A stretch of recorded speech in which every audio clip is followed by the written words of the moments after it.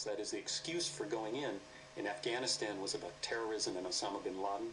In Iraq it's about weapons of mass destruction and Saddam Hussein. But in the end, neither one of those wars was really about those people or those regimes. It was about securing and solidifying American control over these incredibly important regions of the world.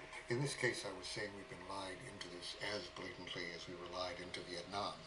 And I was saying that a year ago, that is in the fall of 2002, at a time when we did not know that how much they were hyping the evidence or exaggerating the evidence for WMDs, for weapons of mass destruction.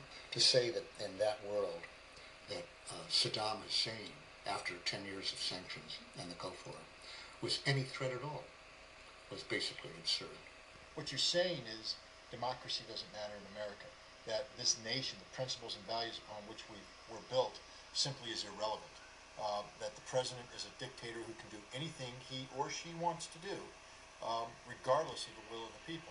No, informed consent of the people is a mandatory, not optional, but mandatory requirement on how we are governed and how those whom we elect to higher office operate in our name. They not only want to repeal, revoke virtually all of the progressive reforms of the New Deal and ever since, and really bring us back into essentially unregulated, non-unionized country that existed before the New Deal.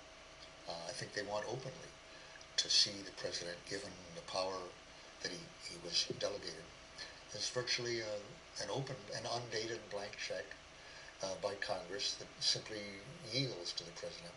They clearly are trying to repeal that aspect of our Constitution, which gives Congress that authority, which the founders wrote in order, as a result of debate, in order to limit our going to war, to make it harder to go to war, to put that in the hands of hundreds of people instead of one man. They saw the alternative as the attribute of monarchy they most wanted to avoid. I don't think they take seriously any merits or advantages to a country of a Bill of Rights, unless it's the right to bear arms. But free speech, free assembly, I don't think they respect that at all.